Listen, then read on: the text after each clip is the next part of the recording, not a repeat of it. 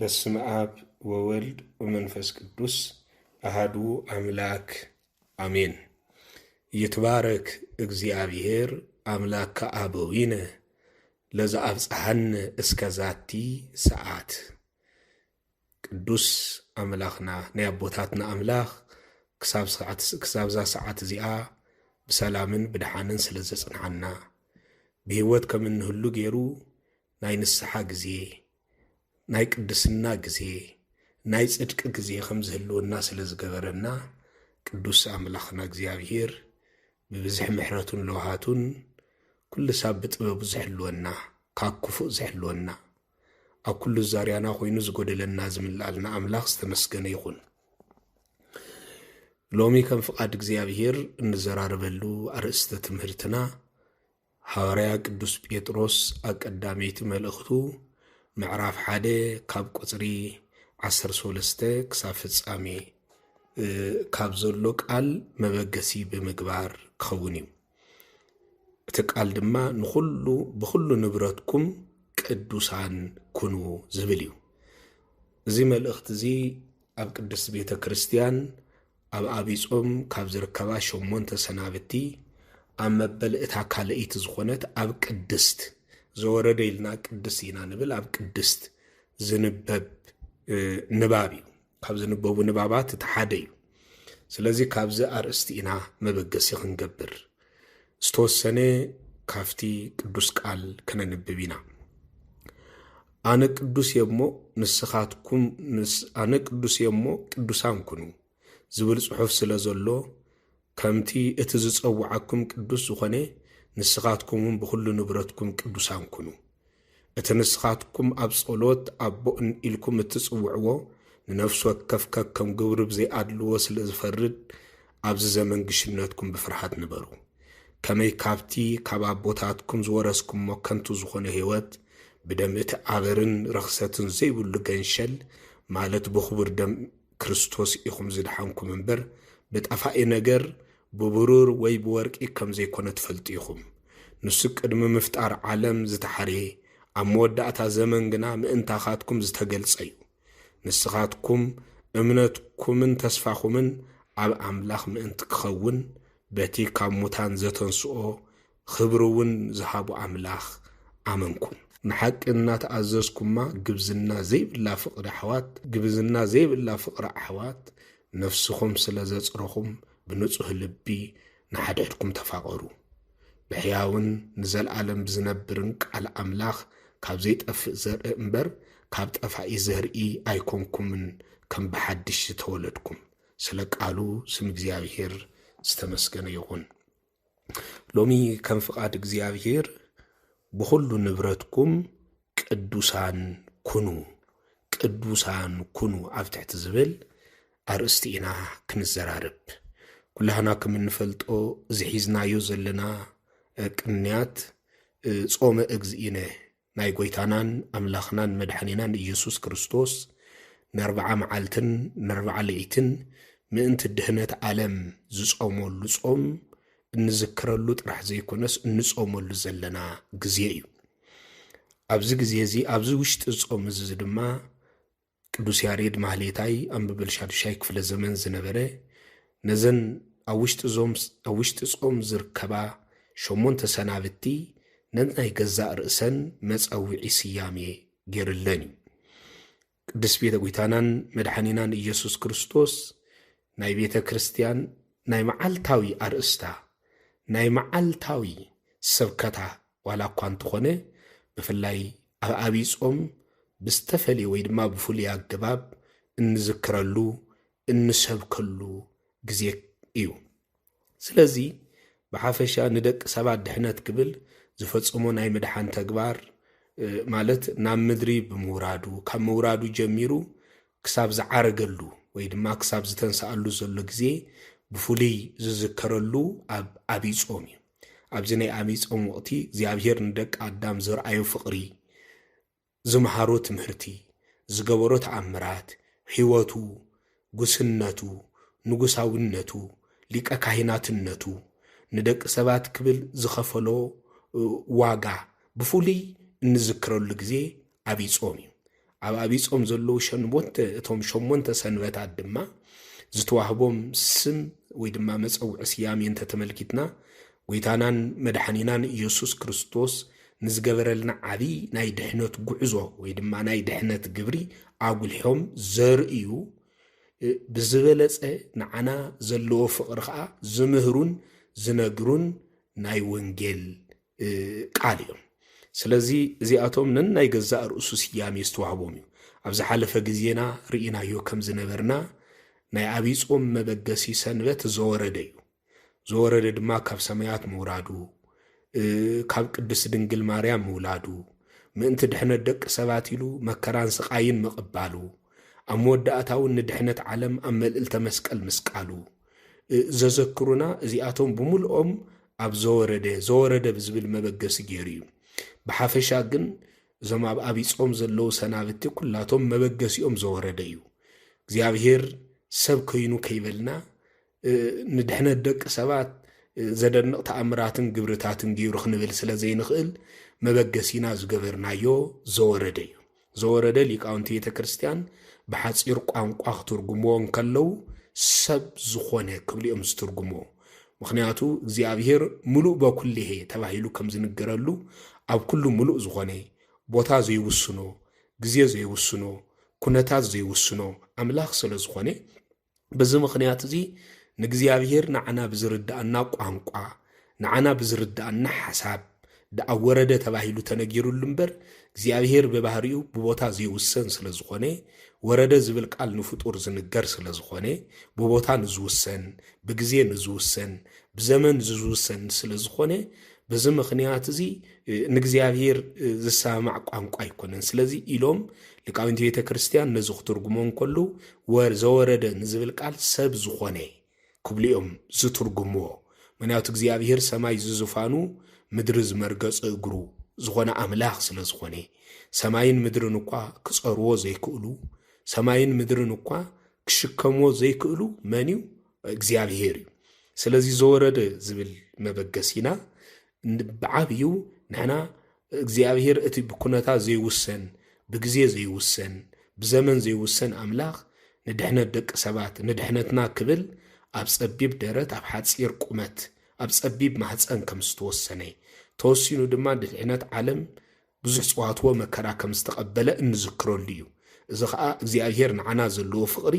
ዘርአየና ግዜ እዩ። ብድሕሪ ዝቐፂሉ ዝመጽእ ሰንበት ድማ ቅድስቲ ዝብል እዩ። ቅድስቲ ዝብል ቃል ብቃሉ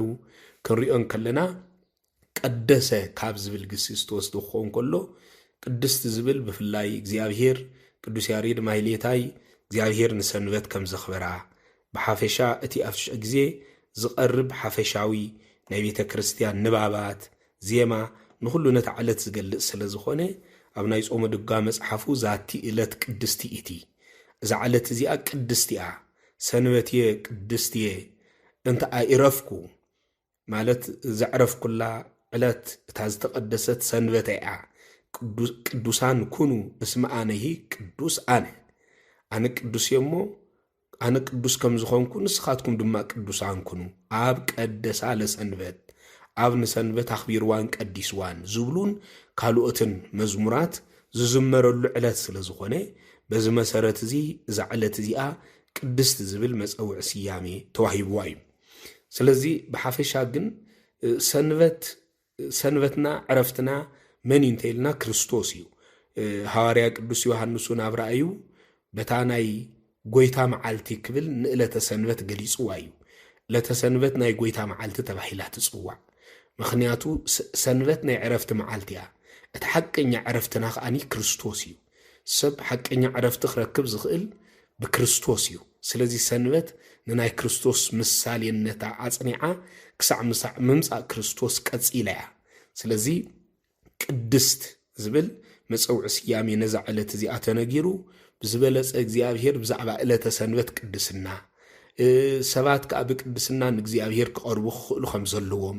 ዘብራህርሁን ዝገልጹን ኣዝዮም ሰፋሕቲ ዝኾኑ ምስጢራትን ንባባትን ኣብ ቅዱስ ቤተ ክርስቲያን ብዜማ ኮነ ብንባብ ዝቐርቡሉ ዕለተ ሰንበት ወይ ድማ እዛ ቅድስ ተባሂላ ዝተጸውዐት መዓልቲ እያ። ስለዚህ ቅዱስ ወይ ድማ ቅድስት ክንብል ከለና ዝተፈልየት ዝተሓርየት ዝተመስገነት ዝኸበረት ዝብሉ ቃል ትርጉም ሰፋሕቲ ዝኾኑ ትርጉም ዝሓዘት እያ ምክንያቱም መበገሲ ናይቲ ዘርዓ ናይቲ ሓረግ ቀደሰ ዝብል ወይ ቀደሰ ዝብል ክኸውን ከሎ ቀደሰ ኢልና ቅዱስ ንብሎን እግዚአብሔር ቅዱስ ክንብሎን ከለና ምስጉን ክቡር ንጹህ ዝተፈልየ ዝብል ቀጥታዊ ዝኾነ ትርጉም ይወሃቦ እግዚአብሔር ምስጉን ክንብሎን ከለና ምስጋናኡ ናይ ባህሪኡ ዝኾነሉ ክቡር ክንብሎን ከለና ክብሩ ናይ ባህሪኡ ዝኾነሉ ንጹህ ክንብሎ ከለና ንጹህንኡ ናይ ባህሪኡ ዝኾነሉ ዝተፈልየ ክንብሎን ከለና ንሱ ካብ ኩሉ ፍጥረታት ዝተፈልየ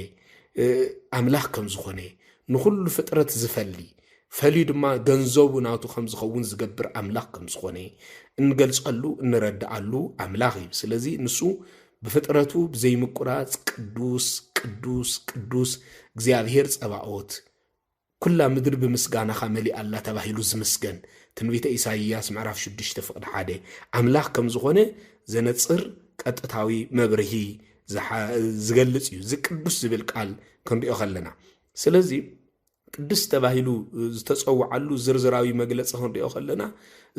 ማለት ሶሙን ቅዱስ ተባሂሉ ዝተጸውዓሉ ሰንበ ማለት ሰንበት ቅዱስ ተባሂላ ክጽውዓን ከላ ብዝኻለ ኣባህላ ናይ ጽሞና ሶሙን ውን ተባሂላ ትጽውዓ ጎይታ ካብ ሰማይ ድሕሪ ምውራዱ ን30 ዓመት ዝኣክል ድማ ተሰዊሩ ንወለዱ ከገልግል ድሕሪ ምጽንሑ ንርእሱ ብፉሊ ዝሰወረሉ ግዜ ኣብ መበል 30 ዓመቱ ኣብ ሩባ ዮርዳኖስ ብኢድ ዮሐንስ ድሕሪ ምጥማቁ ንሱ መን ከም ዝኾነ ምስ ገለጸ ማለት ምስ ተገልጸ መንፈስ ቅዱስ ብቐጥታ ናብ በረኻ ከም ዝወሰዶ ወንጌላዊ ቅዱስ ማቴዎስ ምዕራፍ 4 ቁጽር 4 ወይ ድማ ካብ ቁጽር 2 ጀሚሩ ገሊጽልና እዩ ስለዚ ናገዳሙ ቆሮንቶስ ከይዱ ብጽሞና ንስ 40 መዓልትን 40 ለይትን ጸኒሑ ናይ አብይ ጾም መንፈሳዊ ግብሪ መጀመርቱ ጽሞና ከም ዝኾነ ድማ ኣብዚ ቃል እዚ ዝረዳአና ጽሞና ድማ ካብ ዓለም ምፍላይ ካብ ጫውጫውታን ሸበድበድን ዝኾነት ዓለም ምፍላይ ካብ ሓጢያት ምፍላይ ካብ ፍትወት ስጋ ምፍላይ ካብ ሰይጣን ምፍላይ ንዝብሉ ቀጥታው ዝኾነ ትርጉም ዘረዱና እዩ ስለዚ ጾም አብይ ጾም ማለት ካብተን ሓደ ናይ አብይ ጾም ሰናብቲ ቅድስት ዝብል መጸውዒ ክወሃባን ከሎ ምፍላይ ዝብል ትርጉም ይዝሕዝ ጽሞናን ምፍላይን ከዓ ተተሓሒዞም ዝኸዲኦም ስለዚ ምፍላይ ስለዚ ካልኣይ ጾሙን ብዛዕባ ቅድስና ዝስበኸሉ ስለ ዝኾነ ኣብዚ ማለት እዚ ቅድሚ ናብ አገልግሎት ምእታውና ንርእስና ማለት ቅድሚ ምእታውና ኣብ ህይወት ደቂ ሰባት ቅድስና ወሳኒ ከም ዝኾነ ማለት ብዘይ ቅድስና ንእግዚአብሔር ከነስምሮ ከም ዘይከኣለና ቅድስና ኣብ ኩሉ ህይወትና ቅድስና ኣብ ሓዳርና ቅድስና ኣብ አገልግሎትና ቅድስና ኣብ ስራሕና ቅድስና ኣብ ኩሉ ጉዕዞና ቅድስና ኣብ ህይወት ወዲሰብ ክፍለየሉ ዝግባእ ግዜን ኩነታትን ክህሉ ከም ዘይግባእ ዘግሃደሉ ሰንበት ስለ ዝኾነ በዚ ምኽንያት እዚ እዛ ሰንበት እዚኣ ቅድስት ዝብል ፍሉይ ዝኾነ መጸውዕት ዋሂብዎ እዩ ስለዚ ቅድስና ኣብ አገልግሎትና ክህሉ ከም ዝግባእ ክነርኢ ከም ዝግባአና ዝተምሃርናሉን ዘዘኻኽረና ዕለት እዩ ስለዚ ቅድሚ አገልግሎት ክቅድም ዝግባእ ንዕኡ በቲ ክንፈልጠሉ ዝግባአና መንፈሳዊ መገዲ ምፍላጥን ቅድሚ መስዋዕቲ ድማ ተኣዛዘነትና ክነርኢ ከም ዘለና ዘግሃደሉን ዘርአየሉን ግዜ ብፍሉይ ዝዝከረሉ ዕለት እዩ እዚ ዕለት እዚ ስለዚ እዚ ብፍሉይ እንዝከረሉ ግዜ ስለ ዝኾነ ናይ ጽሞና ሶሙን ዝብል መጸውዒ ይወሃቦ ብኸመይ እንተደኣ ተባሂሉ ምኽንያቱ ካብ ቅድስት ንጽባሒቱ ዘሎ ሶኒ ጎይታ 40 መዓልትን 40 ለይትን ዝጾመሉ ግዜ ዝጅምረሉ ሶሙን ስለ ዝኾነ ምኽንያቱ ካብኡ ጀሚሩ ስጋዕ ደርሆ ሳይና 40 መዓልቲ ዝኸይድ ክኸውን ከሎ ካብዚ ከዓ ጾመ እግዚእነ ተባሂሉ ዝጽውዓሉ ግዜ ስለ ዝኾነ በዚ ምኽንያት እዚ ናይ ጽሞና ግዜ ዝብል መጸውዒ ስያሜ ብፍሉይ ተዋሂብዎ እዩ ስለዚ ናይ ጽሞና ግዜ ማለት ብፍሉይ ካብ ጎይታ ኣብዚ ግዜ እዚ ካብታ ዘፍቅራ ወላዲቱ እኳ ዝተፈልየሉ ግዜ እንዝክረሉ ኢና በይኑ ንበረኻ ከም ዝኸደ 40 ለይትን 40 መዓልትን ብጾምን ብጸሎትን ካብ እኽለማይ ተኸልኪሉ ከም ዝጸንሐ ካብ እኽለማይ ጥራሕ ኣይኮነን ካብ ሰብ ከይተርፈ ርሒቁ ካብ ከተማ ርሒቁ ካብ ጫውጫታን ሸበድበድን ዝተመልዓ ዓለም ርሒቑ ከም ዝጸንሐ ብፍሉይ እንዝክረሉ ኢና ንሕና እውን ኣብ ግዜ ጾም ካብ ሓጢኣት ክንርሕቕ ኣብ ግዜ ጾም ካብ ፍትወት ስጋ ክንርሕቕ ኣብ ግዜ ጾም ዝበዝሐ ግዜና ንእግዚኣብሔር ንህበሉ ግዜ ክኸውን ከም ዝግባእ እንርኤሉ ዝገልጽ ሰንበት እዩ ሰንበት እዚ ንቅድስና ዝበለጸ ድኻም ክንገብረሉ ዝግባአና ንርእስና ንእግዚኣብሔር ክንፈልየሉ ዝግባአና ብምንታይ ብጾም ንእግዚኣብሔር ንርእስና ክንፈልየሉ ዝግባአና ከም ዝኾነ ብምንታይ ብጸሎት ንርእስና ናብ እግዚአብሔር ክንፈልየሉ ዝግባአና ከም ዝኾነ ብምንታይ ብመንፈሳዊ ስነ ምግባራት ንርእስና ክንፈልየሉ ዝግባአና ግዜ እዩ ምኽንያቱ ቅድስና ማለት ምፍላይ ማለት እዩ ካብ ምንታይ ኢና ንፍለይ እንታይ ንርእስና ንፈልየሉ ምኽንያቱ እግዚአብሔር ማለት ፍሉይ ኣምላኽ እዩ ንሕና ኸ ንርእስና ንእግዚአብሔር ንፈልየሉ ግዜ ምዃኑ ብንጹር እንርዳእሉ ሰዓት ስለ ዝኾነ ኣብዚ ግዜ እዚ ንርእስና ንጽድቅ ምፍላይ ንርእስና ንጾም ምፍላይ ንርእስና ንጽሞና ምፍላይ ንርእስና ንመንፈሳዊ ስነ ምግባራት ካብዛ ጫውጫውታን ሸበድበድን ዝመልአት ዓለም ምፍላይ ዝግለጸሉ ግዜ ስለ ዝኾነ ንርእስና ብከምዚ ዓይነት ኣገባብ ከነዳሉ ይግባአና ማለት እዩ ብተወሳኺ እውን ንእግዚአብሔር ዝተፈልዩ ነገራት ማለት ብፍሉይ ከም እትፈልጥዎ ንእግዚአብሔር ዝተፈልዩ ነገራት ቅዱስ ወይ ድማ ቅድስት ወይ ድማ ቅዱሳት ተባሂሎም ይጽውዑ እዮም ስለዚ ናይ ቅድስና መሰረታዊ ሕጉ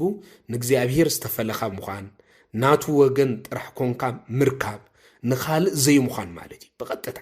ናይ ቅድስና መሰረታዊ ሕጉ እንታይ እዩ እንተዳ ተባሂሉ ንእግዚአብሔር ዝተፈለኻ ምዃን ንሕና ብደም ክርስቶስ ምስ ተቐደስና ብ40 መዓልትን ብ80 መዓልትን ምስ ተጠመቕና ንእግዚአብሔር ዝተፈለና ኮይንና ኢና ተቐዲስና ኢና ንእግዚአብሔር ዝተፈለና ክንከውን ስለዚ ናይ ቅድስና መሰረታዊ ሕጉ ኸ ዘመልክቶ ንእግዚአብሔር ዝተፈለኻ ምዃን ናቱ ወገን ጥራሕ ምዃን ናይ ካልእ ወገን ዘይምዃን ናይ ካልእ ወገን ማለት ናይ ሰይጣን ወገን ዘይምዃን ናይ ሓጢኣት ወገን ዘይምዃን ናይ ፍትወት ስጋ ወገን ዘይምዃን ናይ ዓለም ወገን ዘይምዃን ማለት እዩ ናይ መን ወገን ምዃን ጥራሕ ናይ እግዚአብሔር ወገን ጥራሕ ምዃን ማለት እዩ ስለዚ ናቱ ወገን ጥራሕ ኮንካ ምርካብ ናይ ቅድስና መሰረታዊ ሕጉ ሓደ ናይ እግዚአብሔር ወገን ኮንካ ጥራሕ ምርካብ ብኻልእ ኣባሓህላ ድማ ንኻልእ ዘይምዃን ናቱ ተኾይንና ንኻልእ ዘይምዃን ንዝብል ጽንሰ ሓሳብ ዘረዲ እዩ ንእግዚአብሔር ዝተፈልየ ሰብ ንእግዚአብሔር ዝተፈልየ ሰብ ንእግዚአብሔር ዝተፈልየ ንብረት ንእግዚአብሔር ዝተፈልየ መዓልቲ ንእግዚአብሔር ዝተፈልየ ገንዘብ ንእግዚአብሔር ዝተፈልየ ብዙሕ ማለት ንእግዚአብሔር ዝተፈልየ ቦታ ንእግዚአብሔር ዝተፈልየ መጻሕፍቲ ንእግዚአብሔር ዝተፈልየ ብዙሕ ነገራት ኣሎ ስለዚ ኣቶም ኩሎም ዝተቐደሱ ይባሃሉ ዝተፈልዩ ማለት እዩ ብኻልእ ኣባህላ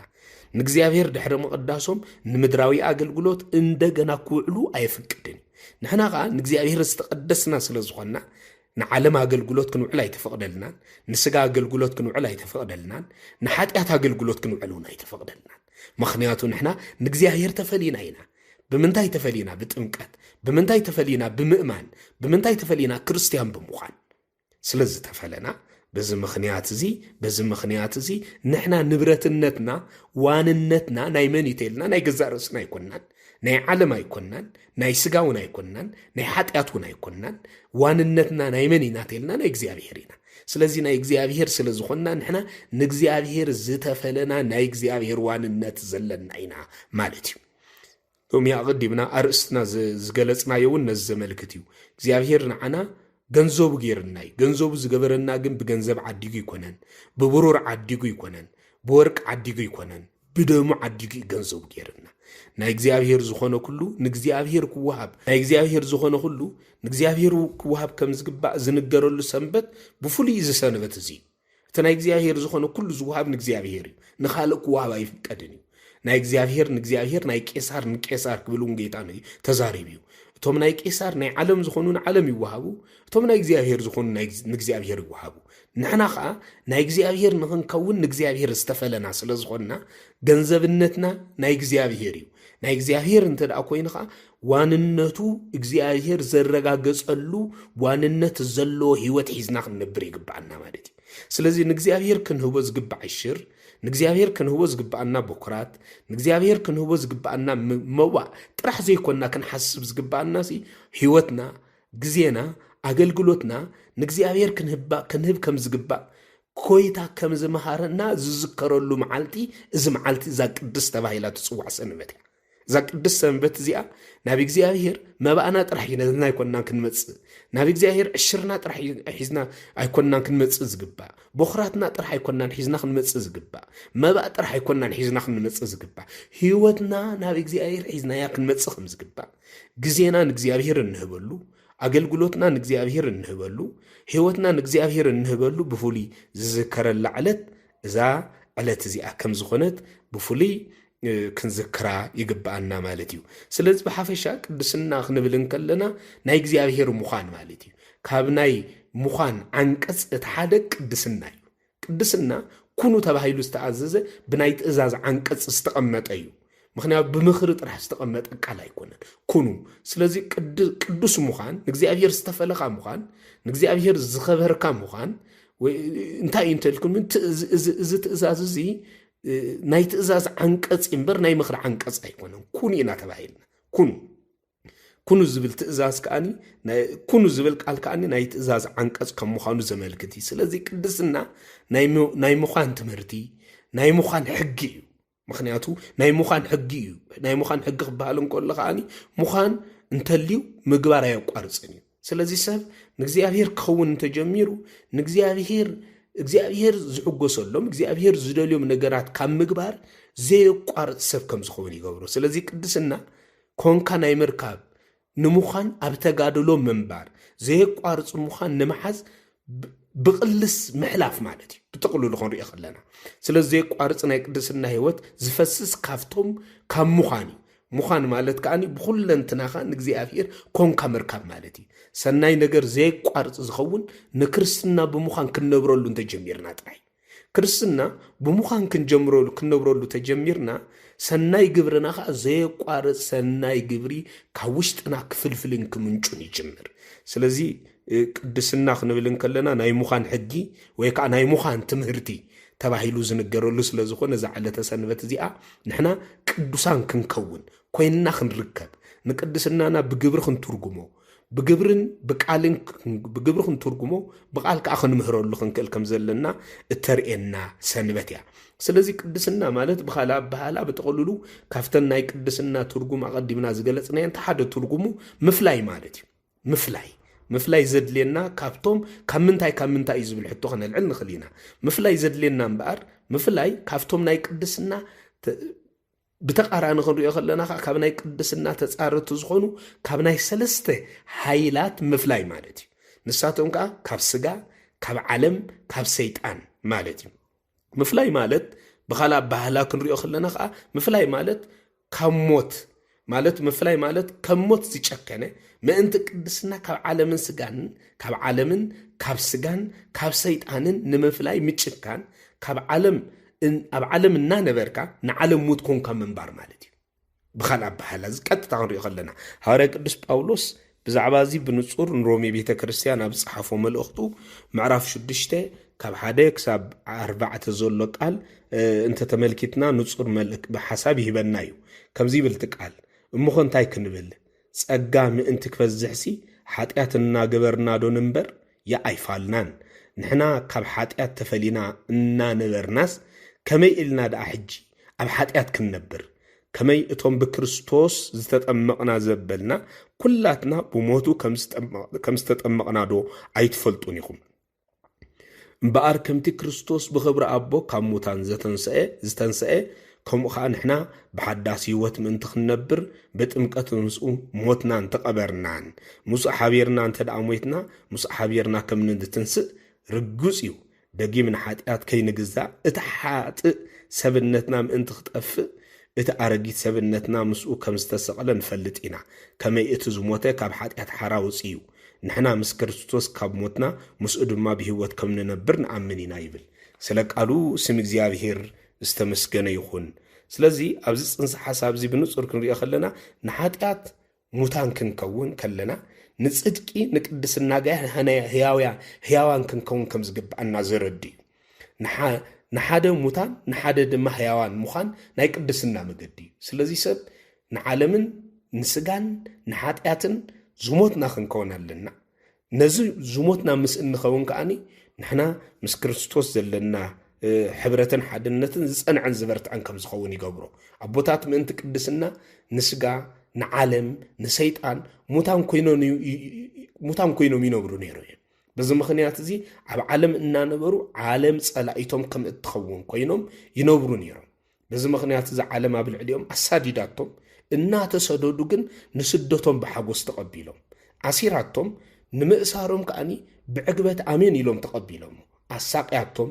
ገሪፋቶም ገፊዓቶም ቀቲላቶም ምእንቲ ክርስቶስ ክብሉ ንኹሉ ብሓጎስ ግን ይቕበልዎ ነይሮም ሐዋርያ ቅዱስ ጳውሎስ ንዓይ ሞተይ ረብሓ እዩ ህይወተይ ድማ ክርስቶስ እዩ ሞት ረብሕኡ ምዃኑ ተረዲኡ ንዓለም እናተጻረረ ይነብር ነይሩ ስለዚ እዚ ከዓ ናይ ኩሎም ናይ ቅዱሳን ኣቦታት መርገጺኦም ነይሩ ስለዚ ንሶም ንዓለም ዝሞቱ ንሳቶም ካብ ንዓለም ዝሞቱ ንክርስቶስ ከዓ ሕያዋን ኮይኖም ዝነብሩ ኮይኖም ይነብሩ ነይሮም ቅዱስ አትናቴዎስ ነዚኡ ኣብ ዝነበረሉ ዘመን አሮሳውያን ዝበዝሕሉ ወልዲ ፍጡር ዝብል ኣስተምህሮ ኣብ ዓለም ንኽስፋሕፋሕ ዓብ ጻዕሪ ዝግበረሉ ዝነበረ ዘመን ስለ ዝነበረ ንሱ ግን ነዚ ተጻሪሩ ክርስቶስ ፈጣሪ እምበር ፍጡር ከም ዘይኮነ ናይ ዓለማት ኩሉ ፈጣሪ ምዃኑ መስኪሩ ምእንቲ ሓቀኛ ትምህርቲ ተሰዲዱ ዝነበረሉ ዝነበረ ግዜ ዓለም ጸላኢቱ ኮይና ስለ ዝተልዓለት ናኡ መጽዮም ከም ዝኽብሉ ነጊሮም ነይሮም ዓለም ኩላ አንጻርካውን ተላዒሉ ኢሎሞ እዚ ምስ በልዎ ግን ንሱ እንታይ ኢልዎም እዚ ምስ በልዎ ዓለም ንዓይ ቅድሚ ምጽላኣ ኣነ ንዓለም ኣቐዲመ ጸልያ ኢሉ ስለዚ ንሓጢኣት ጥራሕ ዘይኮነስ ንዓለም ከይተረፈ ሞት ኮይኑ ይነብር ነይሩ እዚ ብምግባር ከዓኒ ቅዱስ አትናቴዎስ ካብ ሐዋርያት ወገን ቁጽሩ ሓደ ንኽኸውን በቂዒኡ ካብ ናይ ዓበይቲ ሊቃውንቲ ቤተ ክርስቲያን እቲ ሓደ ቦ ተባሂሉ ከዓ ስያሜ ተዋሂቡ እዩ ሎሚ ኩላኩም እንፈልጦ ሎሚ ፖለቲከኛታት ዓሌተኛታት ክንድቲ ዝረኽቦ ማለት ክንድቲ ንሳቶም ዝረኽቦ እሙን ሰራሕተኛ እግዚአብሔር ግን እሙን ሰራሕተኛ ክረክብ ኣይካለን ምእንቲ እግዚአብሔር ንርእሱ ዝፈለየ ምእንቲ እግዚአብሔር ካብ ዓለም ካብ ስጋ ካብ ሓጢያት ንርእሱ ዝፈለየ ትውልዲ ኣብዚ ዘመን እዚ ክንርኢ ከለና እናው ሓደ ዝመፀሉ ዘመን ከም ዘለና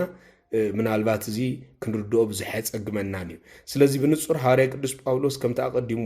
ንሮሜ ቤተ ክርስቲያን ኣብ ጽሓፎ ናይ ጥምቀት መሰረታዊ ምስጢሩ ክንምልከትን ከለና ናይ ክርስቶስ ሞትን ትንሣኤን ምሕባር እዩ ንእትር ዓለም ሞት ምዃን ክኸውን እንከሎ ምውፃእ ድማ ነተሓዳስ ዝኾነት ዓለም ምስ ተሓዳስ ዝኾነት ዓለም ምሕባር ወይ ድማ ምስ ትንሣኤ ሕብረት ከም ዘለና ምግላጽ እዩ ብዓብይ ማለት እዩ ስለዚ ጥምቀትና እኳ ንባዕሉ ንዓለም ሙታን ከም ዝኾንና ንስጋ ሙታን ከም ዝኾንና ንሓጢአት ሙታን ከም ዝኾንና ንሕና ንእግዚአብሔር ዝተፈለና ከም ዝኾንና ዘረድእ እዩ ስለዚ ክርስቶስ ንሞት ክሳብ መስቀል ምእንታና ክብል ከም ዝጨከነ ንሕና እውን ክሳዕ ሞት ንስጋ ንሓጢአት ንዓለም ዝጭክን ልቢ ክህልወና ይግባእ ናይ ቅድስና ቋሚ መሰረትነቱ ነዘን ሰለስተ ነገረ እዚኣትን ዝጭክን ልቢ ኣብ ውሽጥና ከም ንሕዝ ምግባር እዩ ሰብ ንስጋ እንተዘይጨኪኑ ንፍትወት ስጋ ማለት እዩ ንሓጢአት እንተዘይጨኪኑ ንዓለሙን እንተዘይጨኪኑ ናይ ክርስቶስ ኮይኑ ክነብር ኣይክእልን ስለዚ እዞም ሰለስተ ሓያላት እዚኣቶም ንሕና ክንጭክነሎም ዝግባእ ክርስትና ማለት ካብ ሓጢአት ምፍላይን ምጭካንን እዩ በኻል ኣባህላ ክርስቲያን ማለት ቆራጽ ጨኮንካ ምርካብ ማለት እዩ ቆራጽነት ንምንታይ ንጽድቂ ቆራጽነት ንምንታይ እዩ ካብ ሓጢአት ንኸተርሕቕ ጭካነ ከዓ ንምንታይ እዩ ዝገልጽ ተየልና ብፍሉይ እዚ ንጽድቂ ምጭካን ንዝብሉ መሰረታዊ ነገራት ዝገልጹ እዮም ሐዋርያ ቅዱስ ጳውሎስ ንገላትያ ሰባት ኣብ ጽሓፈሎም መልእኽቱ ምዕራፍ 6 ቁጽሪ 14 ኣነ ግና በቲ ጎይታና ኢየሱስ ክርስቶስ ተሰቕለሉ መስቀል እንተዘይኮይኑ ኣይምካሕን ከመይ በዚ መስቀል እዚ ዓለም ኣብ ቅድመይ ሞት እያ ኣነ ከዓ ኣብ ቅድሚ ዓለም ሞት ክብል ተዛሪቡ እዩ ስለዚ ንሕና ዓለም ኣብ ቅድሜና ሞት ክንገብራ ዘከኣለና ናይ ቅድስና ሕጊ ተኸቲልና ክንከይድ ትኽእልና እዩ ናይ ቅድስና ሕጊ ተኸቲሎም ዝኸዱ ሰባት ንዓለም ኣብ ቅድሚኦም ሞት ገይሮም ይነብሩ ዓለም ኣይትስዕሮምን እያ ፍትወት ስጋ ኣይመልኮምን እዩ ሓጢአት ኣይገዝኦምን እዩ በዚ ከይተገዝኡ ንርእሶም ብጽኑዕ ሕጊ ምስ እግዚአብሔር ጥቡቕ ዝኾነ ዝምድና ዘሎም ኣካላት ኮይኖም ንኽነብሩ ዓቕሚ ይረኽቡ ደቂ እስራኤል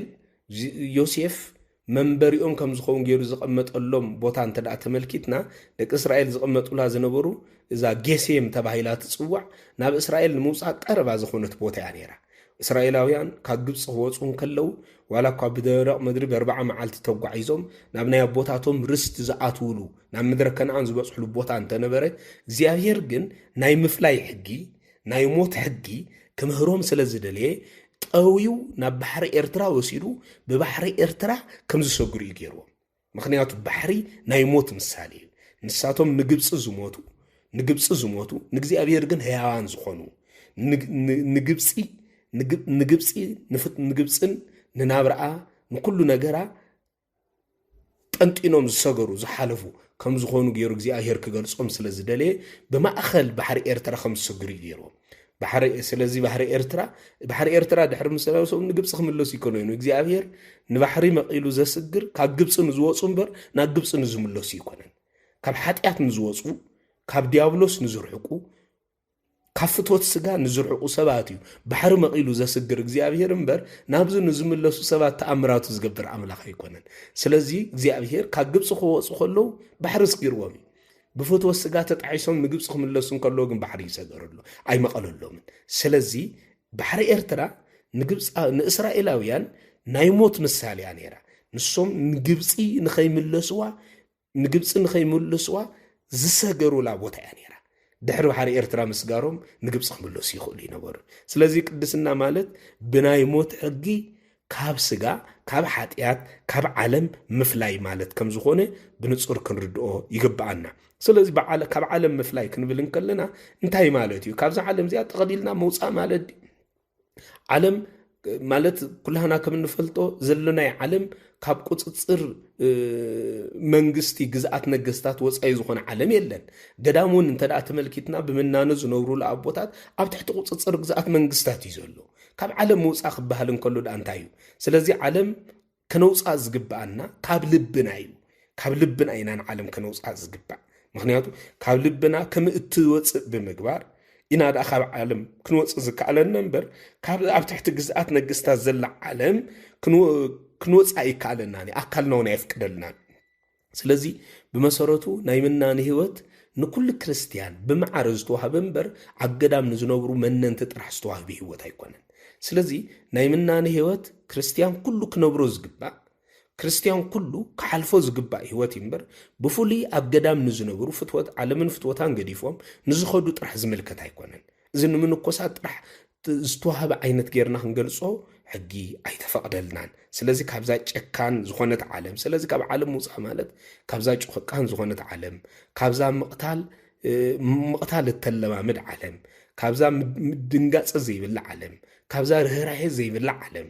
ካብዛ ንርእሰይ ጥራሕ ይጣዕመኒ እትብል ዓለም ካብዛ ነንሕድካ ሓሊፍካ ምወሃብ ዝሰፈነ ዓለም ብዓመፅ ዝተመልአት ዓለም ንርእስኻ ምውፃእ ካብዞም ነገራት እዚኣቶም ንርእስኻ ምውፃእ ስለዚ ማለት እዩ ዓለም ኢልና ክንገልጽ እንከለና። ብተወሳኺ እውን ካብ ሰይጣን ምፍላይ ክንብል እንከለና ሰይጣን ተስፋናን ፍቕርናን ሙሉእ ኣብ እግዚኣብሔር ዘለና ተስፋ ኣብ እግዚኣብሔር ዘለና ፍቕሪ ብቐጥታ ዝዋጋእ ሰይጣን እዩ። ሰይጣን እግዚኣብሔር ከልኪል ካይሉ ብምሕማይ ዝኽልክል እምበር መሃብ ዝኽእል ኣይኮነን። ምክንያቱ ሰይጣን ክህበሉ ዝኽእል ዓቕሚ የብሉን። ክህብ ዝኽእል እግዚኣብሔር ጥራሕ እዩ። ሰይጣን ክህብ ኣይክእልን እዩ። ነገር ግን ሰይጣን ነቲ ካብ እግዚኣብሔር ክንረኽቦ ዝግባአና ነገራት ምእንቲ ከይንረኽቦ እግዚኣብሔር ከልኪልካ እናበለ ምስ እግዚኣብሔር ዘለና ርክብ ንኽበትኽ ኩሉ ሳብ ዝፅዕር ዝደክም ክፉእ ናይ ክፉእ ነገር ኩሉ ናይ ሓሶት ኣቦ ተባሂሉ ዝተፀውዐ ሰይጣን እዩ። እግዚኣብሔር ስለ ዝኣመንካዮ ምእንቱ ኢልካ እዚ ኩሉ ብምግባርካ እንታይ ገይርልካ እናበለ ክፉእ ሓሳብ ካብ ውሽጥና ከም ዝምንጩ እናገበረ ምስ እግዚኣብሔር ዘለና ርክብ ከም ዝልሕልሕ ከም ዝብተን ከም ዝብተኽ ካብኡ ከም ንፍለ ይገብረና ሰይጣን ኩሉ ክፉእ ሓሳባት እናገበረ ናይ እግዚኣብሔር ፍቕሪ ከይተረፈ ከም እንጠራጠር እናገበረ ካብ እግዚኣብሔር ከም ዝርሕቕ ይገብረና። ናይ እግዚኣብሔር ፍቕሪ ዘይጎድል ፍቕሪ እዩ። ንዓና እግዚኣብሔር ብምፍቃሩ ፀሓይ ጥራሕ ኣይኮነ ፀሓይ ስለ ዘፍቀረና ፀሓይ ኣብሪቕልና ይንብልን ምድሪ ፍሬኣ ከም እትህብ ገይርልና ይንብልን ዝናብ ከም ዘንብ ገይርልና ይንብልን ደቂስና ከም ንትስእ ገይርልና ይንብልን ካብዚ ዝበለፀ ምእንታና ክብል ንርእሱ ንዓና ዘለና ፍቕሪ ንምግላጽ ንርእሱ ካብ መስቀል ክሳዕ ሞት ምእንታና ክብል ንርእሱ ኣሕሊፉ ይብልና። ስለዚህ ናይ እግዚአብሔር ፍቅሪ ብናይ ሰይጣን ዘምጾም ዘጠራጥሩ ሓሳባት ኣብ ውሽጥና ክጎድል ዝግብኦ ይኮነን ስለዚህ ከምዚኣቶም ዝኣመሰሉ ሰይጣን ኣብ ውሽጥና ዘምጾም ክፉኣት ሓሳባት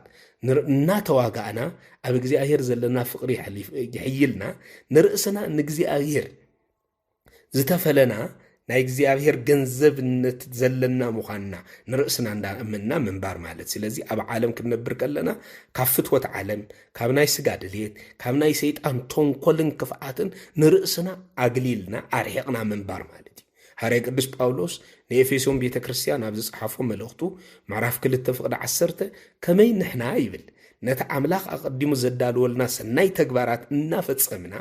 ምእንቲ ክንነብር ብክርስቶስ ኢየሱስ ዝተፈጠርና ፍጡራት ኣምላኽ ኢና ይብል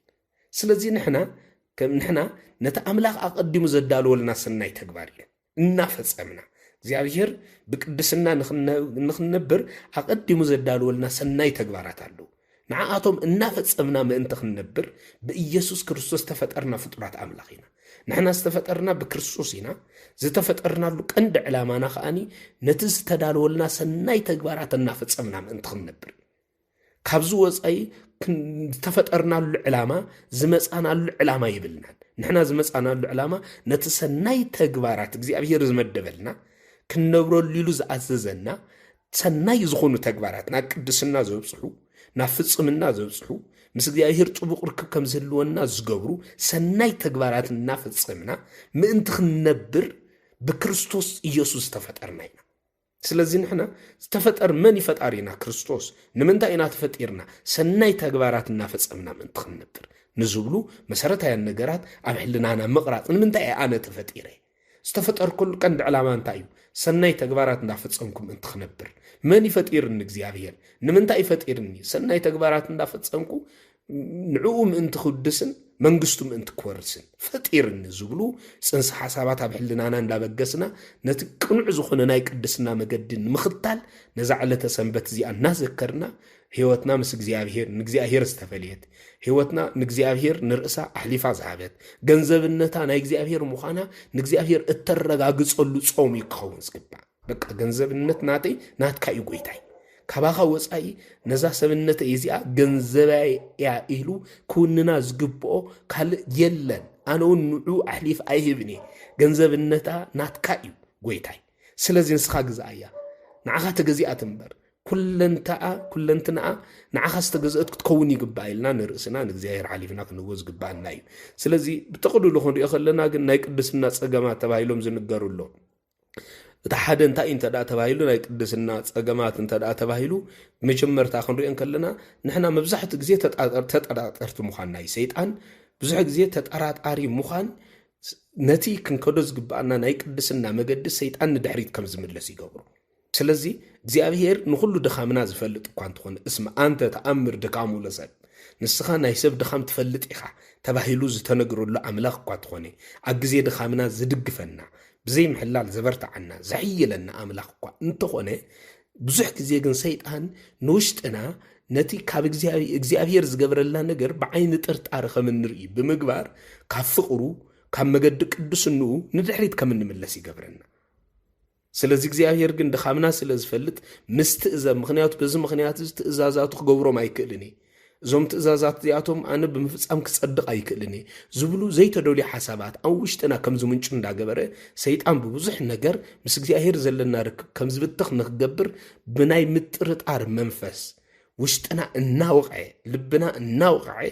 ምስ እግዚአብሔር ዘለና ፍቕሪ ከም ዝጎድል ይገብሮ እንትኾነ ግን ትእዛዛቱ ቀለልቲ እዮም እዞም ትእዛዛቱ እዚኣቶም ከዓ ንኽንገብሮም እግዚአብሔር ምስኦም ናይ ምግባር ሓይሊ ናይ ምግባር ጸጋ ዘለዎም እምበር ብደረቑ ዝወሃቡ ስለ ዘይኮኑ ንዓና ዘፍርሑና ኣይኮኑን ስለዚ ብቅድስና ንምባር እቲ ልዕሊ ኩሉ ዘድሊ ምጥርጣር ዘይኮነ ምእማን እዩ እግዚአብሔር ንዝኣምኑ ሰባት እዩ ዝባርኽ ንዓለም ምስዓር ዝከኣል ከዓ ብእምነት እምበር ንዓለም ምስዓር ዝከኣል ብምጥርጣር ኣይኮነን ስለዚ እዛ ናይ ቅድስና ዕለት እዚኣ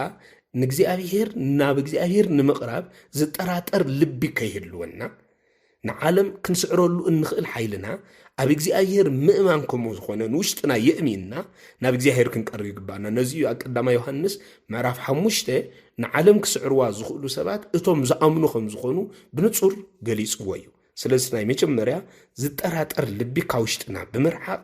ንእግዚአብሔር ብፍጹም ብምእማን ናይ እግዚአብሔር ናይ ቅድስና መገዱ ንምኽታል ኩሉ ነገር ትውክልትና ኣብ እግዚአብሔር ብምግባር እምንቶና ኣብ እግዚአብሔር ብምግባር እግዚአብሔር ሎሚ በመከራ እኳ ተሓልፍና ሎሚ ብስእነት እኳ ተሓልፍና ሎሚ ብሕማምን ብቃንዛን እኳ ተሓልፍና ሎሚ ብዙሓት ሰባት እኳ እንትጨከኑልና እዚ ኩሉ ዝሓሊፉ እዚ ኩሉ ክሕልፎ ዝኽእል እግዚአብሔር ምዃኑ ብምእማን ካብ ኩሎም ዝበለጽ ከዓ ዝበለጸ ሃብትና ዝበለጸ ሰብና ዝበለጸ ገንዘብና ዝበለጸ ርስትና እግዚአብሔር ከም ዘለና ብምእማን እምንቶና ብእግዚአብሔር ብምዕባይ ነቲ ካብ ሰይጣን ካብ ፍትወት ስጋ ካብ ዓለም ዝመጹና ናብ እግዚአብሔር ዝፈልዩ ካብ ቅድስና ዝፈልዩ ናይ ምጥርጣር መንፈስ በእምነት እግዚአብሔር ክንሰብሮ ይግባአና ማለት እዩ። እቲ ካልኣይ ድማ ተወሳኺ ንቅድስናና ዝዋጋ እቲ ሓደ ከዓ እንታይ ተባሂሉ ኣይክእልን የምባል እዩ። ብዙሓት ሰባት ተዛዕበየ ሽግሮም ኣይክእልን የምባል ሰይጣን በዚ መንፈስ በዚ መገዲ ዝፈትኑ ካብ እግዚአብሔር ከም ዝፍለዩ ካብ ናይ ቅድስና ህይወት ከም ዝፍለዩ ይገብሩ። ስለዚ ልዕሊ ኩሉ ግን ኣይክእልን የምባል بقدس وانجيلو نحنا ننسعبو إن آمنو قدس وانجيل حيلي بزهبني بكريستوس نخلو خولي قدس باولوس إن فيليبيسوس بيتا كريستيان معرف 4 فقدي 10 و3 زصحفو قال بتي حيلي زهبني بكريستوس نخلو خولي قدس باولوس نزق قال زصحفو أموتشوت كويني يكونن أبرهوا كويني يكونن نابل عنا ستي كويني يكونن أما أسرتن أبسقاين نموت أنا تدالو خوينو استزاربوي وش تسقاي كوينو جن እምነቱ እግዚአብሔር ይሕይሉ ስለዚህ ንሱ በቲ ክርስቶስ ዝህበን ኃይሉ ንኹሉ ለይሉ ብምእማን ተዛሪው ስለዚህ ኣይክእልን ኣብ ማእሰርት ውሽጥ ኮይኖን ኣይክእልን ይበሎን እግዚአብሔር ኣብ ውሽጥ ናይ ሞትን ህይወትን መድረኽ ኮይኖን ኣይክእልን ይበለን እንታይ ዳው ይኽእል በመን በክርስቶስ እዩ። ስለዚህ በዚ ዝጥራሕ ይኮነን ቅዱስ ቃሉን በቲ ዘፍቀረና በቲ ዝፈተወና ብኡ ካፍቶም ዝስዕሩ ንልዓሊ ንሕና ንበልጽ ኢና ዝብል ቅዱስ ቃል ዝተሸከምና ሰባት ኢና። ስለዚ እግዚአብሔር ንዝኣምን ኩሉ ይከኣሉ እዩ ተባሂሉ ዝተነግረሉ ቅዱስ ቃል ዝተሸከምና ስለዝኾንና ነዚ ሒዝና ኣይክእልን ክንብል ኣይትፈቅደልናን። ንምንታይ እቲ ዘኽእል ኣምላኽ ምሳና ኣሎ እቲ ዘኽእል ኣምላኽ ምሳና ስለዘሎ ስለዚ ብክርስቶስ ምኽኣል ክንምሃር እንተዘይክኢልና ሓቀኛ ክርስቲያን ክንከውን ኣይንኽእልን ኢና። ስለዚ ዝዓበየ ንሕና ብክርስቶስ ምኽኣል ከም ዝከኣል እቶም ዘይከኣሉ ክግበሩ ከም ዝከኣሉ እቶም ዝኸብዱ ዝመስሉ ከም ዝቐሉ እቶም ዓቕበዝ ዝኾኑ ቁልቁለት ከም ዝኾኑ እቶም ጎበዝ ዝመስሉ ሜዳ ከም ዝኾኑ ብዝበለጸ ምእማን እዩ። ስለዚ ብዙሕ ግዜ ኣብ ክርስትና ዓለም ናይ ቅድስና ጉዕዞ ንዘይምኻድ ኣይክእልን ዝብል ካብ ሰይጣን ዝመጽእ ፈተና ክንስዕሮ ዝከኣለና ዝከኣል ኩሉ ነገር ብክርስቶስ ከም ዝኾነ ንሱ ከዓ ምሳና ከም ዘሎ ኣብ ንኸዱ ናይ ቅድስና ጉዕዞ ከዓ ንሱ ዓቕምና ሓይልና ጉልበትና ምስጢር ዓወትና ኮይኑ ከም ዝድግፈና ብምእማን ንናይ ቅድስና መገዲ ክንጀምሮ ይግባአና ማለት እዩ። እቲ ካልእ ከም ተወሳኺ ናይ ዶብ ነበርቲ ምዃን እዩ። እዚ ናይ ዶብ ነበርቲ ምዃን ማለት ወሰንቲ ዘይምዃን ክልተ ገጽ እንዳርኣኻ ምንባር ምክንያቱ ኣብ ዶብ ዝቕመጡ ሰባት መብዛሕትኦም እንተርኢና ቀዋሚ መንበር የብሎምን ሓንሳብ ናፍቲ ሓደ ቦታ ኮይኑ ሓንሳብ ናፍቲ ሓደ ቦታ ይኾኑ። ስለዚ ቀዋሚ መንበር ብዘይብሎም መለክዒ እዮም ብዙሕ ግዜ ኣብ ጥርጣሬ ኣብ ዘይተወሰነ ዓለም ዝነብሩ ወይም ብፍሉይ ኮይኖም ዝንገሩ ሃዋርያ ቅዱስ ዮሐንስ ነዚ ኣብ ራእዩ ኣይውዒ ኣይዝሑል ምዃንካ ኣፈልጥ እሞ ካብ ኣፈይ ጡፍ ክብለካ እዩ። ስለዚ ኩሉ ግዜ ሓዲግ ዝኾነ ህይወት ዘይውስን ህይወት መሓዝ ኩሉ ግዜ ንቅድስና ዕንቅፋት ካብ ዝኾኑ ነገራት ሓደ ንሱ እዩ። እስራኤል ትዝዓበየ ፀገሞም ዝነበረ እንታይ እንተ ደኣ ተባሂሉ ኣብ ከነኣን ከይበፅሑን ኣብ ምድረ በዳ ጠፊኦም ዝተረፉ ወሰንቲ ሰባት ስለ ዘይነበሩ እዮም ነይሮም። ካብ ግብፂ ክወፁ ከለዉ ወፅኦም ግብፂ ምስ ወፁ ከዓ ንግብፂ ክምለሱ ደልዮም ወሰንቲ ሰባት ኣይነበሩን። በዚ ምክንያት እዚ እስራኤላውያን ናብ ናይ ርስቱ ቦታኦም ንኸይኣትዉ እቲ ቀንዲ ፈተነኦም ዝነበረ ንእግዚአብሔር ተስፍኦም ገይሮም ንእግዚአብሔር እምንትኦም ገይሮም ብእግዚአብሔር ኩሉ ከም ዝከኣል ኣሚኖም ናብ ናይ ርስቲ ኣቦታቶም ከጓዓዙ ብዘይምኽኣሎም እቶም ዝበዝሑ ኣብ ምድረ በዳ ጠፊኦም እዮም። እቶም ክልተ ነገድ ጥራሕ እዮም ንእስራኤል ነታ ናይ ርስቲ ኣቦታቶም በፂሖም። ስለዚ ዘይውስን ልቢ ልክዕ ከም ናይ ዶብ ነባሪ ዓይነት ልቢ ዝሓዘ ልቢ እንተደኣ ኮይኑ ብቅድስና ናይ ንምንባር ዓቕሙ ዝደኸመ ከም ዝከውን ይገብሩ። ስለዚ ከምዚ ዓይነት ሰብ ኣሚኑ ዘይኣምን ክሒዱ ዘይክሕድ ይበሃል። ኣሚኑ እዩ ክትብሎ ከለኻ ኣብ ክሕደት ይርከብ፣ ክሒዱ ክትብሎ ከለኻ ከዓ ኣብ እምነት ይርከብ። ክልቲኡ ዝተፈራርቆ ጥንቁልናን ቅዳሴን ዝተቀላቀሎ ንእግዚአብሔርን ንጠንቆልትን መብጻዕ ምእታው ዝተቀላቀሎ ጓይላን መዝሙርን ዝተቀላቀሎ በቃ ስለዚ ኩሉ ነገር ኃጢአትን ጽድቅን ዝተሐዋወሶ ንኩሉ ምፍላይ ዝተጸገመ ኣብ ኩሉ ሁሉ ዝደሊ ኣብ ናይ ጽድቅ ቦታ ኣብ ናይ ኃጢአት ቦታ ኣብ ናይ ቅዳሴ ቦታ ኣብ ናይ ጥንቁልና ቦታ ኣብ ናይ ጓይላ ቦታ ኣብ ናይ መዝሙር ቦታ ኣብ ናይ እምነት ቦታ ኣብ ናይ ክህደት ቦታ ኣብ ኩሉ ክነብር ዘየጸግሞ ዘየሸግሮ ኣብ ኩሉ ተሐዋዊሱ ምንባር ዝለምድ ክህደትን እምነትን አሰማ ንኸሳማምዒሉ ዝቃለስ ኃጢአትን ጽድቅን ከሳማምዒሉ ዝቃለስ ዓይነት ልቢ መሓዝ ኩል ጊዜ ካብ ቅድስና ንድሕሪት ከም ዝምለስ ይገብር ክልተ ልቢ ዝሓዘ ሰብ ንቅድስና ምቹእ ልቢ ዘለዎ ሰብ ኣይኮነን ምክንያቱ ከምቲ ክልተ እግሪ አለን ይልካ ኣብ ክልተ ገረብ ክድየብ ዘይከኣል ኩሉ ስለዚ ክልተ ልቢ ብዘይ መሓዝ ድማ ንመገዲ ቅድስና ክንከዶ ኣይከኣለናኒ ስለዚ እቲ ካልኣይ ዕንቅፋቱ ከዓ ተወሳኺ ዕንቅፋቱ ከዓኒ ዝውስን ልቢ ክንሕዝብ ዘይምኽኣልና ኣብ ህይወትና ከቢድ ዕንቅፋት ይፈጥረልና ማለት እዩ ከም ተወሳኺ ካልኡን ኣብ ኣእምሮና ካልኦት ኣዘዝቲ ምሻም እዩ ምክንያቱ ብገዛእ ርእስና ወሰንቱ ክንከውን ዘይምኽኣል ዝበዝሑ ሰባት ትዛዓበየ ብመገዲ ቅድስና ክኸዱ ዘይምኽኣሎም ፍቅሪ ቤተ ክርስቲያን እናሃለዎም ካብ ቤተ ክርስቲያን ክርሕቁ ምኽኣሎም ክጾም እንዳደልዩ ንጾም ጾምቲ ምዃን ዝተጸገሙ ክጽልዩ እንዳኸኣሉ ጸለይቲ ምዃን ዝተሸገሩ ክጽልዩ እንዳደልዩ ጸለይቲ ምዃን ዝተሸገሩ መገዲ እግዚአብሔር እናደልዩ መገዲ እግዚአብሔር ምዃን ዝተሸገሩ ባዕሎም ክእዝዝዎ ዝኽእሉ ኣእምሮ ክሕዙ ዘይምኽኣሎም እዮም ኣብ ኣእምሮና ካልኦት ኣዘዝቲ እንተዳ ሸይምና ወይ ከዓ እንተዳ ቀሚጥና ንሕና ብርእስና ናይ መንበር ዓቕምና ይጭግበርና ክርስትና ማለት ግን ጨካን ሰብ ወሳኒ ሰብ ምዃን ማለት ምንቲ ካልኦት ክብሉ ኣብ ናይ ኃጢአት ቦታ ዝርከቡ በይኖም ምስኮኑ ግና ብጣዕሳ ክበኺ ምሉእ ለይቲ ዝሓድሩ ሰባት ኣለዉ ኣእምሮኦም ዘይኮነስ ጎረቤቶም ፈታዊኦም ወይ ድማ ጎይቶኦም ክኾኑ ይኽእሉ እዮም ኣሰስቶም ክኾኑ ይኽእሉ እዮም ኣስራሕቶም ክኾኑ ይኽእሉ እዮም መምሃርቶም ክኾኑ ይኽእሉ እዮም ዝእዝዝዎ ኣእምሮ ስለዚ ኣብ ኣእምሮኦም ዝሸምዎም ጎረቤቶም እዮም ኣብ ኣእምሮኦም ዝሸምዎም ፈተውቶም እዮም መሓዙቶም እዮም ወይ ዕሩኽቶም እዮም ስለዚ ኣእምሮኦም ካልኦት ክእዝዝዎ ንኻልኦት ኣሕሊፎም ዝሓቡ ሰባት ብመገዲ ቅድስና ክኸዱ ኣዝዮም ይሽገሩ ስለዚ ናይ ኣእምሮ ማእሰርቲ ብቅድስና ከይንጓዓዝ እቲ ዝዓበየ ፈተናና እዩ ብናይ ኣእምሮ ማእሰርቲ እንድሕር ተኣዚና ኣእምሮና ጎረቤትና ክገዝኦን ተገዲፍናሉ ኣእምሮና ፈተውትና ክገዝኦን ተገዲፍናሎም ኣእምሮና መሓዙትና ወይ ዕሩኽትና ክገዝኦን ተገዲፍናሎም ኣእምሮና ኣከባቢና ዘሎ ክገዝኦን ተገዲፍናሉ ኣእምሮና ኣስራሒና ወይ ከዓ ሰራሕተኛና ክገዝኦን ተገዲፍናሉ ንሕና ናይ ኣእምሮ እሱራት ኢና ማለት እዩ ስለዚ ናይ ኣእምሮ እሱራት ዝኾኑ ሰባት ከዓ ብመገዲ ቅድስና ከይከዱ እቲ ዝዓበየ ዝዕንቅፎም መሰረታዊ ነገር ንሱ እዩ እዚ ንሕና ግን ድኹማት እኳ ተኾንና ኣብ ትንቢተ ኢዩኤል ምዕራፍ 3 ፍቅዲ 10 ከም ዝተጻሕፈ እቲ ድኹም ብርቱዕ ይበል ተባሂሉ ከም ዝተጻሕፈ ንጎረቤቱ ጽግዕተኛ ዝገበረ ኣእምሮ ንቤተሰቡ ጽግዕተኛ ዝገበረ ኣእምሮ ንፈተውቱ ጽግዕተኛ ዝገበረ ኣእምሮ እንደገና ንመሓዙቱ ጽግዕተኛ ዝገበረ ኣእምሮ ንገንዘብ ጽግዕተኛ ዝገበረ ኣእምሮ ንትምህርቲ ጽግዕተኛ ዝገበረ ኣእምሮ ንነገስታት ጽግዕተኛ ዝገበረ ኣእምሮ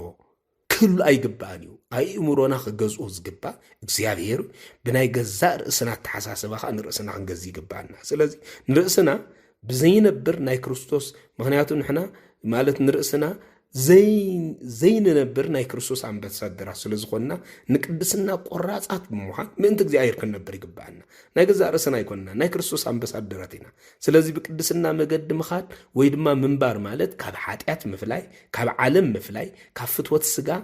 ፍትወት ስጋ ምፍላይ ማለት እዩ ስለዚ ካብዚ ክፈልዩ እግዚአብሔር ዝኣዘዞም ናይ መጀመርያ ኣዳም እዩ ንኣዳም እግዚአብሔር መጀመርያ ምስ ፈጠሮ